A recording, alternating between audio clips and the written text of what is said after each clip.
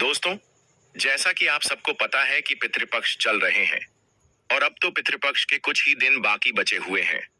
अगर आपने पितृपक्ष के इन आखिरी दिनों में एक चीज बिना किसी को बताएं खाली तो समझो आपकी पितृ आपसे प्रसन्न हो जाएंगे और आपके घर सुख समृद्धि और पैसे की बारिश करेंगे।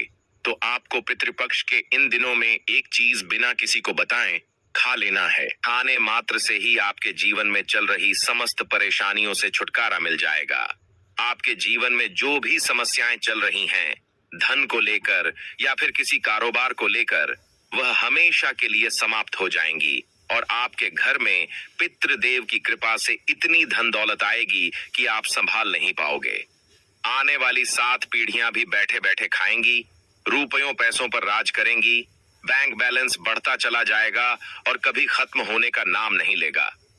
आपके घर में जो भी दोष हों, पितृदोष, राहु दोष, काल सर्प दोष, ये दूर हो जाएंगे और सभी शौक आपके चरणों में आ जाएंगे। कामयाबी आपके कदम चूमेगी। घर में हमेशा ही रुपया पैसा आयता ऐसा आएगा। देखिए भक्तों, बात ऐसी है कि हमारा काम तो है सिर्फ सही सलाह देने का। हम तो केवल सलाह ही दे सकते हैं। अब आप इसको मानना या ना मानना आपकी मर्जी। लेकिन भक्तों, हम तो यही कहेंगे आदि कि अगर मान लोगे तो आपका बेड़ा पार हो जाएगा।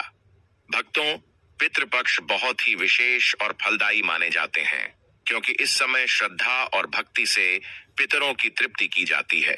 इस दौरान यदि कोई श्रद्धा भाव से कर्म करता है तो उसकी सभी इच्छाएं पूरी होती हैं। वैसे तो पितृपक्ष का व्रत फराहार रखा जाता है, लेकिन अगर पितृपक्ष के किसी भी दिन में यह एक विशेष चीज खा लेते हैं तो आपके घर में धन संपदा इतनी बढ़ जाएगी कि वह कभी समाप्त नहीं होगी। यह उपाय बहुत ही सरल और चमत्कारी है जिसे अपने जीवन में जरूर लागू करना चाहिए। खासकर जिनकी संतान प्राप्ति, वैवाहिक सुख और धन संपत्ति की इच्छाएं हैं, उनके लिए यह समय बहुत लाभकारी है। इस श्राद्ध से व्यक्ति अपने जीवन के पापों से भी मुक्ति पा सकता है। ठीक उसी तरह पितृपक्ष के दौरान यह चीज खाने से जीवन में सुख, शांति और समृद्धि आती है और आपकी समस्त मनोकामनाएं पूर्ण होती हैं। भक्तों, पूज्य गुरु जी ने अपनी पितृ कथा में बताया कि आने वाले पितृपक्ष के दिन यदि घर में बनाई या खाई जाती हैं यह 3 चीजें, तो उसके घर में पूरे साल धन दौलत की वर्षा होती है। जी हाँ दोस्तों, यह पितृपक्ष पूरे 144 वर्षों के बाद दुर्लभ योग में पड़ने जा रहे हैं। ऐसे में इनका महत्व हिंदू धर्म के लोगों के लिए और भी बढ़ जाता है। गुरुजी ने कहा है कि पितृपक्ष के दिन भले ही पूजा पाठ, ध्यान करना या न करना, लेकिन यह एक गुप्त चीज जरूर खा लेना। पितृदेव के आशीर्वाद से आपके घर में इतना पैसा आएगा कि आप संभाल नहीं पाओगे। दोस्तों, हम आपको इस वीडियो में यह भी बताएंगे कि चाहे कुछ भी हो जाए, लेकिन पितृपक्ष के दिनों में ऐसा खाना घर में भूलकर भी मत बनाना और न ही उसे खाना, वरना पूरा घर परिवार संकट में आ सकता है। साथ ही भक्तों, इस वीडियो में जानिए पितृपक्ष पर ऐसा क्या खाना चाहिए जिससे कि आपके जीवन में पितृदेव की कृपा प्राप्त हो। दोस्तों, इस वीडियो में हम आपको यह भी बताएंगे कि पितृपक्ष के दिन में भूलकर भी यह 5 काम कभी मत करना, नहीं तो कंगाल आते देर नहीं लगेगी। पितृपक्ष के दिनों में आपको यह 5 काम कभी नहीं करने चाहिए। जो भी माताएं बहनें पितृपक्ष के दिनों के दिन इन 5 कामों को करती हैं तो उसकी जिंदगी बर्बाद हो जाती है, घर में कंगाली छा जाती है और जिस घर में भी यह 5 कार्य होते हैं, आपके पितृदेव ऐसे घर से हमेशा के लिए छोड़कर चले जाते हैं। साथ में हम आपको यह भी बताएंगे कि पितृपक्ष के पावन दिनों अगर आप इन चीजों का दान कर देते हो तो आपके घर में कभी धन की कमी नहीं होगी, हमेशा ही रुपया पैसा आपके घर में आएगा। इसलिए हम आपको जो जानकारी बताते हैं वह बिल्कुल मुफ्त होती है। वीडियो को पूरा देखें, अधूरा ना छोड़े। जो लोग वीडियो को आधा अधूरा छोड़कर आगे बढ़ जाते हैं, फिर उन्हें जीवन में कभी सफलता हासिल भी नहीं हो सकती। इसलिए जब भी कोई वीडियो देखे उसे शुरू से अंत तक पूरा देखा करें। भक्तों, चाहे जो भी हो जाए, लेकिन पितृपक्ष के दिनों एक छोटी सी चीज जरूर खा लेना। यकीन मानिए, यदि अगर आपने खा लिया तो आपको करोड़पति बनने से विधाता भी नहीं रोक सकते। जी हाँ, इस बार पितृपक्ष तिथि ऐसे शुभ समय में पड़ने जा रही जो हिंदू धर्म में सबसे श्रेष्ठ मानी जाती है। इस दिन किया गया कोई भी उपाय कभी भी निष्फल नहीं जाता, बेकार नहीं जाता, हमेशा लाभ ही लाभ प्रदान करवाता है। चलिए भक्तों, अब हम आपको पितृपक्ष की थोड़ी सी जानकारी दे देते हैं। इस बार 2025 में कब से शुरू हो चुके हैं और कब समाप्त होंगे, कितने दिनों तक पितृपक्ष श्रद्धा मनाए जाएंगे और पितरों को प्रसन्न कैसे करना है, शुभ मुहूर्त क्या रहेगा और क्या नहीं खाना है। इस वीडियो में हम आपके सभी सवालों के जवाब देंगे। बस आपको इस वीडियो को पूरा देखना होगा। इन सभी सवालों का उत्तर हम इस वीडियो में देंगे और साथ ही बताएंगे कि वह कौन सी चीज है जो इस दिन आपको जरूर खानी चाहिए। अगर आपने यह खा ली तो धनवान बनने से विधाता भी आपको नहीं रोक सकते। साथ ही भक्तों, पितृपक्ष के दिनों में भक्तों गाय को एक चीज जरूर ही खिलाना चाहिए। अगर आप पितृपक्ष के दिनों में गाय को यह एक चीज खिला देते हो तो आपके पितृदेव की कृपा से आपके जीवन में धन आने के सभी रास्ते खुलते चले जाएंगे। भक्तों, चलिए पहले हम आपको बता देते हैं कि पितृपक्ष की सही डेट टाइम के बारे में, फिर हम आपको बड़ी बड़ी से सभी जानकारी बताते हुए चलेंगे और यह भी बताएंगे कि वह कौन सी चीज है जो हमें पितृपक्ष के दिनों में जरूर ही खा लेनी चाहिए। और भक्तों, साथ में हम आपको बताएंगे कि इस दिन एक चीज भूलकर भी नहीं खानी चाहिए। अगर आप यह चीज भूलकर भी खा लेते हो तो आपके घर में अनहोनी हो सकती है। तो ऐसा अनर्थ काम भूलकर भी मत करना। और अनर्थ होने से पहले वीडियो को आप पूरा जरूर देख लेना, बहुत ही खास और ज्ञानवर्धक वीडियो है। तो चलिए भक्तों, जानते हैं पितृपक्ष की सही डेट टाइम के बारे में। लेकिन दोस्तों, उससे पहले आपसे हाथ जोड़कर एक रिक्वेस्ट करते हैं कि अगर आप इस चैनल पर नए हैं तो चैनल को सब्सक्राइब करके वीडियो को एक लाइक जरूर करें। साथ ही आप अपनी राशि को कमेंट बॉक्स में जरूर डाल दें, क्योंकि हम राशि से जुड़ा भाग्य भी बताते हैं और भाग में चल रही परेशानियों को तत्काल दूर करने के लिए आसान से आसान उपाय कभी बताते हैं। भक्तों को जानते हैं पितृपक्ष 2025 की शुरुआत और समाप्ति। इस वर्ष पितृपक्ष 7 सितंबर 2025 रविवार से शुरू हो चुके हैं और इनका समापन 21 सितंबर 2025 रविवार को महालय अमावस्या के दिन होगा। यह 15 दिन का विशेष कालखंड होता है जब हम अपने पूर्वजों को याद करके उन्हें जल, तिल, पिंड और अन्न अर्पित करते हैं। मान्यता है कि इस अवधि में पितृलोक के द्वार खुल जाते हैं और हमारे पितर अपनी संतान से आशीर्वाद देने धरती पर आते हैं। पिंडदान और श्राद्ध का समय। शास्त्रों के अनुसार पिंडदान और तर्पण का सबसे उत्तम समय दोपहर का होता है, जब सूर्य मध्य आकाश में होता है। इसी समय पितरों को बुलाकर उन्हें जल और अन्न अर्पण करना श्रेष्ठ माना गया है। यदि किसी को अपने पितरों की मृत्यु तिथि याद न हो तो वे पितृपक्ष की अंतिम तिथि यानी महालय अमावस्या पर श्राद्ध कर सकते हैं, जो सभी पितरों के लिए फलदायी होता है। पिंडदान की विधि। सुबह स्नान करके स्वच्छ वस्त्र धारण करें और पूजा स्थल को साफ सुथरा बनाएं। एक पान के पत्ते या साफ थाल में चावल और गुड़ मिलाकर छोटे छोटे पिंड तैयार करें। पास ही तांबे या चांदी के पात्र में जल भरें, उसमें कुशा और काले तिल डालें। फिर अपने पितरों का नाम लेकर AUM पितृभ्यः स्वाहा कहते हुए तिल और जल पिंड पर अर्पित करें। यह प्रक्रिया भावनाओं से करनी चाहिए, क्योंकि भाव ही पितरों तक पहुंचते हैं। श्राद्ध और दान का महत्व। पिंडदान के बाद ब्राह्मण या जरूरतमंद व्यक्ति को भोजन कराना और वस्त्र कलकत्ता करना, अन्न से ताम्र पात्र, छाता, जूते आदि का दान करना बहुत पुण्यकारी माना गया है। मान्यता है कि यह दान सीधे पितरों तक पहुंचता है और वे प्रसन्न होकर अपने वंशजों को सुख, समृद्धि और स्वास्थ्य का आशीर्वाद देते हैं। साथ ही इस दिन कौवे को अन्न अवश्य खिलाना चाहिए, क्योंकि उसे पितरों का दूत माना गया है। भावनात्मक महत्व। पितृपक्ष की पूजा में केवल नियम कायदे नहीं, बल्कि हृदय से जुड़ी श्रद्धा सबसे अहम है। जब आप पिंड बनाकर तिल, जल और अन्न अर्पित करते हैं, तब यह केवल एक अनुष्ठान नहीं, बल्कि अपने पूर्वजों के प्रति प्रेम और कृतज्ञता व्यक्त करने का सबसे पवित्र माध्यम बन जाता है। यही भाव पितरों तक पहुंचकर उन्हें संतुष्ट करता है और उनके आशीर्वाद से जीवन में सुख, शांति और उन्नति आती है। तो चलिए भक्तों, अब आपका ज्यादा समय बर्बाद न करते हुए जान लेते हैं कि वह कौन सी चीज है जो हमें जरूर ही खा लेना है। खाने मात्र से गरीबी तो खत्म होगी, साथ ही साथ पितरों का भी आशीर्वाद हमें प्राप्त होगा। इससे पहले आप कमेंट बॉक्स में पूर्ण श्रद्धा भाव से लिख दिया जाए, पितृ देवता है नमः, ताकि आपके पितरों की कृपा आपके तथा आपके परिवार के ऊपर सदा ही बना रहे। चलिए जान लेते हैं। तो सबसे पहली चीज है चावल या अक्षत चावल को पितृ तर्पण और श्राद्ध में सबसे पवित्र माना गया है। चावल को अक्षत कहते हैं जिसका अर्थ है कभी न नष्ट होने वाला। यह भगवान विष्णु से जुड़ा अन्न है और पितरों तक सीधे पहुंचता है। पितृपक्ष के दिनों में चावल से बने पकवान या खिचड़ी खाने और खिलाने से पितर प्रसन्न होते हैं और घर में अन्न की कभी कमी नहीं रहती। दूसरी चीज है तिल। काला तिल, तिल का विशेष महत्व है। इसे भगवान विष्णु और यमराज दोनों को प्रिय माना गया है। तर्पण में तिल का प्रयोग अनिवार्य होता है।